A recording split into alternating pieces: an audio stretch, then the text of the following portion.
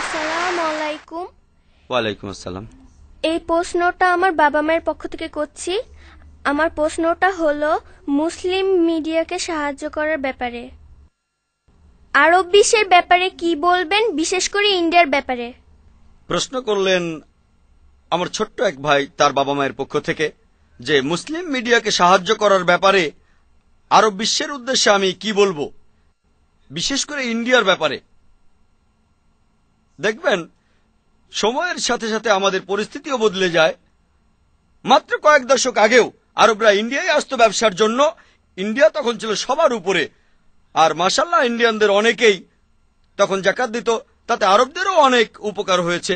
এখন অনেক দামি সম্পদ, কালো স্বর্ণ আল্লাহ তাদের দিয়েছেন, মাশাআল্লাহ। এখন তারা অনেক ধনী। এখন দেখা যায় যে ইন্ডিয়ানরাই আরব বিশ্বে চাকরি করতে আসে, ব্যবসা করতে আসে, দুবাইয়ে, সৌদি আরবে আসে, আলহামদুলিল্লাহ।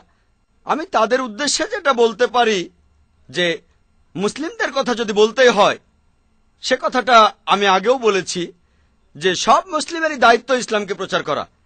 আল্লাহ তাআলা আপনাদের বেশি সম্পদ দিয়েছেন, তাই আপনাদেরকে বেশি প্রশ্ন করবেন।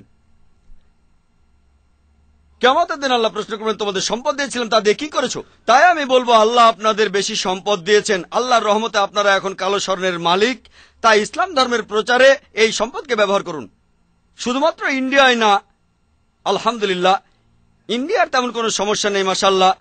সেখানে এমন অনেকেই আছেন, মাশাআল্লাহ। ইন্ডিয়ায় অনেক সমস্যা আছে, সমস্যা নেই বলবো না, তবে আলহামদুলিল্লাহ আমরা নিজেদের ব্যাপারগুলো দেখব। কিন্তু অন্যান্যদের প্রয়োজন আছে। ইন্ডিয়ায় অনেক এতিম শিশু আছে, পৃথিবীর বিভিন্ন জায়গায় এতিম শিশু আছে, আর মানুষ তাদের সাহায্য করছে, আলহামদুলিল্লাহ, কোনো সমস্যা নেই। তবে সাধারণভাবে আমি সামগ্রিকভাবে বলবো, আরবদের উদ্দেশ্যে আমি এই কথা বলবো, যেহেতু আল্লাহ তাদের কালো স্বর্ণ দিয়েছেন, তাদের উচিত হবে সত্যের ধর্ম প্রসারে এগিয়ে আসা। ব্যক্তিগতভাবে আমি অনেককেই চিনি আরবদের, তাদের পকেটে যে টাকা থাকে সেটা দিয়েই তারা 5-10টা চ্যানেল খুলতে পারে, পকেট মানি দিয়েই 5 থেকে 10টা চ্যানেল আল্লাহ তাদের দিয়েছেন এই সম্পদ।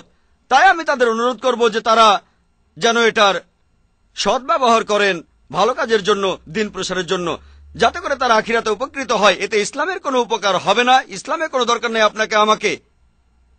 এটা আমাদের নিজেদের ভালোর জন্যই। আল্লাহ পবিত্রকরণে বলেছেন আল্লাহ তোমাদের মুখাপেক্ষী নন, বরং তোমরাই আল্লাহ তাআলার মুখাপেক্ষী।